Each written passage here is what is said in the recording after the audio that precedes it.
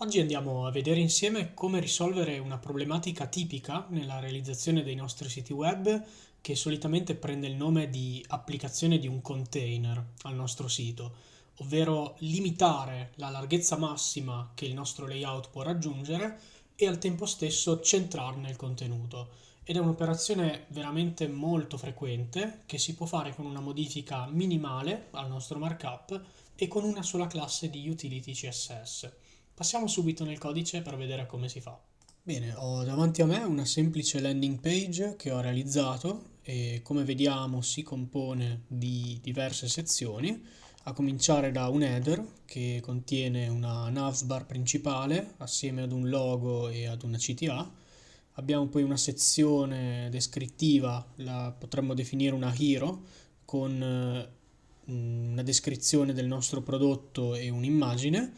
Abbiamo poi una sezione suddivisa su due colonne.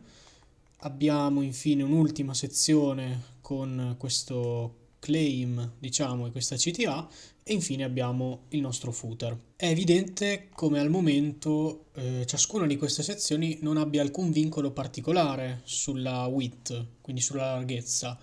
Ed essendo tutte queste sezioni degli elementi fondamentalmente con display block di default, semplicemente questi vanno a prendersi tutto lo spazio orizzontale che gli è concesso dallo schermo. Questo in particolare vuol dire che all'aumentare delle dimensioni del nostro schermo, il nostro sito web sarà sempre più stirato e brutto da vedere. Ad esempio, proviamo a mettere uno schermo 4K e vediamo che il risultato è abbastanza bruttino perché chiaramente il contenuto si stira fino ad occupare tutta la larghezza dello schermo. In questo caso sono ben 3840 pixel di larghezza e quindi il risultato è questo appunto. La soluzione fortunatamente è piuttosto semplice e consiste, andando nel nostro codice, nell'andare a creare una semplice classe di utility. Possiamo chiamarla come vogliamo. Io scelgo di chiamarla sempre main container, che appunto è quella classe che funge da container principale per il mio layout. A questa classe non facciamo altro che dare per il momento una max width, ad esempio di diciamo 1100 pixel. Quindi in prima battuta andiamo a dichiarare una classe di utility che tutto quello che fa è limitare la larghezza massima dell'elemento a cui verrà per l'appunto applicata. Quindi adesso non ci resta far altro che andare nel markup ad applicare questa classe laddove ci interessa. Partiamo dal nostro header, quindi andiamo qui sulle nostre classi ad aggiungerne una che si chiama main container. Quello che possiamo vedere è che adesso il nostro header, raggiunti i 1100 pixel, mettiamoci magari in visualizzazione responsive, vediamo che lui più di un tot non cresce, mentre il resto del nostro sito web chiaramente continua a crescere, ad andare avanti in larghezza. Il nostro header si ferma a 1100 pixel.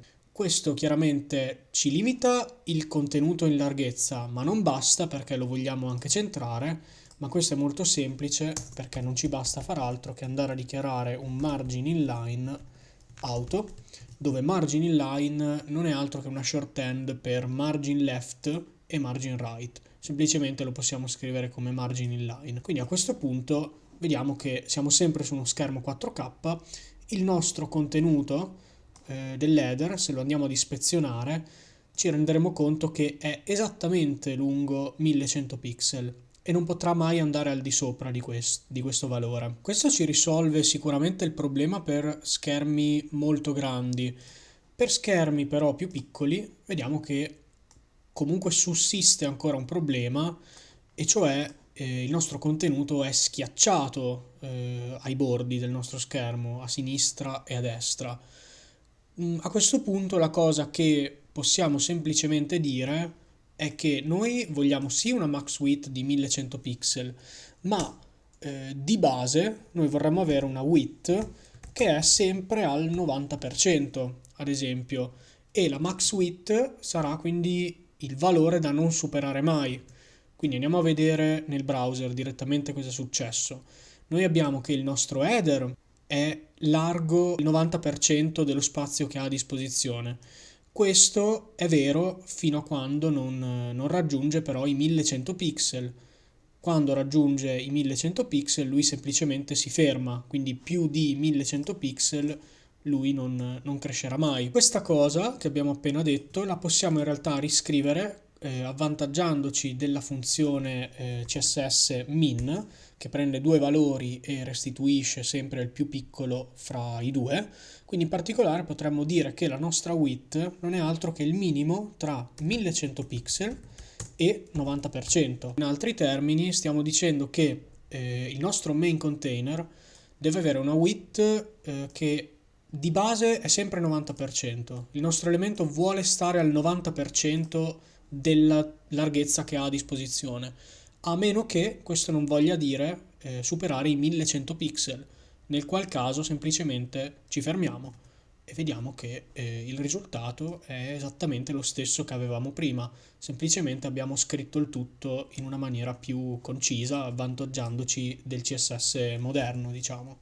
Ora non ci resta in realtà far altro che applicare questa classe a tutte le sezioni restanti che ci interessano. L'abbiamo applicato al nostro header, andiamo ad applicarlo alle tre sezioni centrali che sono appunto questa sezione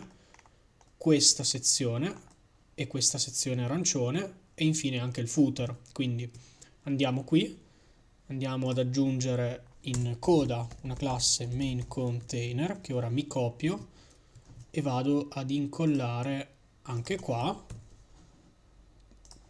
chiaramente, e anche sul nostro footer andiamo ad aggiungere la classe. Vediamo il nostro risultato. Come possiamo vedere c'è subito un problema che ci salta all'occhio per quest'ultima sezione e per il footer, ma ci arriviamo con calma. Intanto quello che possiamo vedere è che il resto del nostro sito adesso è perfetto, quindi mettiamo pure uno schermo 4K, vediamo che ora tutto il nostro contenuto avrà una larghezza massima di 1100 pixel e sarà centrato.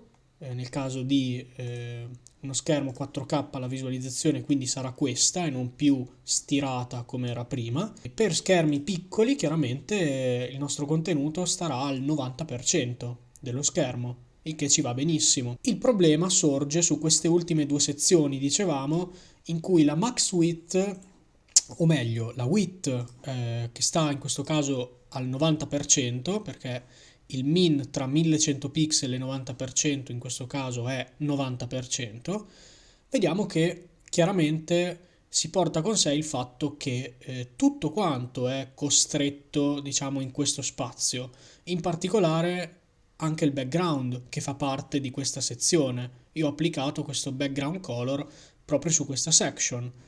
Quindi come possiamo fare a risolvere questo problema? È molto semplice, in realtà ci basta andare nel nostro markup, andiamo a eliminare la nostra classe main container dalla section direttamente, ma andiamo a darla invece dove? Su un nuovo div che va a wrappare tutto il contenuto della nostra section. Quindi andiamo a creare un nuovo div con classe appunto main container e questo va a risolvere la situazione. Perché? Perché adesso noi abbiamo che la nostra section è libera di espandersi fino a quando glielo permette lo schermo e quindi il background in particolare si espanderà per tutta la larghezza dello schermo. Dopodiché, come figlio diretto, abbiamo questo main container che wrapperà tutto quanto, in particolare il testo e il bottone. Quindi il layout continuerà a funzionare esattamente come prima, con le stesse regole che ci siamo detti prima, ma il background spannerà, diciamo, per tutta quanta la larghezza dello schermo. Quindi dobbiamo fare la stessa identica cosa anche per il nostro footer. Andiamo subito a eliminare la classe main container e andiamo a wrappare il contenuto del footer in un nuovo div con classe main container e quindi possiamo vedere che adesso la nostra situazione si è risolta e il nostro sito web si presenta al momento in questo modo, che direi che è piuttosto soddisfacente. Un'ultima chicca che potremmo aggiungere qui nella nostra classe è quella di trasformare questi due valori che al momento sono hardcodati in due custom prop CSS. Quindi andiamo a dichiarare semplicemente due variabili. Una la chiamiamo main container max width e sarà 1100 pixel. L'altra la chiamiamo main container relative width, quindi la larghezza relativa del nostro container, che sarà 90%. Quindi andiamo semplicemente adesso a prendere queste due variabili e andiamo a sostituirle ai valori che abbiamo hardcodato in modo da essere sicuramente più scalabili e permettere un codice più facilmente customizzabile. Relative width. Vediamo che intanto ci assicuriamo che tutto continui a funzionare e mi sembra proprio che sia questo il caso. Sicuramente abbiamo un maggior controllo nel futuro. Se volessimo cambiare questi valori è molto semplice andare ad intervenire, perché si tratta di modificare il valore di una variabile semplicemente. Quindi se io qua dicessi che la max width deve essere di 1400 pixel, io vado a vedere cosa succede con l'ispezione elemento, ci posizioniamo qui, vediamo che il nostro header è largo esattamente 1400 pixel, così come diciamo tutte le altre sezioni del nostro layout. Ma la cosa forse ancora più interessante che queste custom prop che abbiamo inserito ci permettono di fare è di giocare con i loro valori all'interno di media query. Ad esempio, andiamo a dichiarare una media query che scatta quando superiamo i 991 pixel, per esempio. Andiamo a dire che in questi casi il valore della variabile che abbiamo chiamato main container relative width non deve essere più 90%, ma per esempio stringiamo un po' il nostro container, diciamo che deve essere 80%. Quindi vediamo cosa è successo. Portiamoci in una situazione di questo tipo, quindi siamo su uno schermo piccolo, vediamo cosa succede quando ci poniamo nelle vicinanze di 991 pixel, quindi andiamo piano piano ad incrementare questo valore, vediamo che fino qui il nostro container, il nostro main container è largo 90% dello spazio che ha a disposizione, quindi dell'intero schermo. Non appena superiamo i 991 pixel, vediamo che il nostro container si restringe, quindi tutto il nostro layout si restringe. Quindi possiamo semplicemente giocare con questi valori per andare a fare un fine tuning, diciamo, che ci permetta di avere un layout che somiglia quanto più possibile al design che avevamo in mente.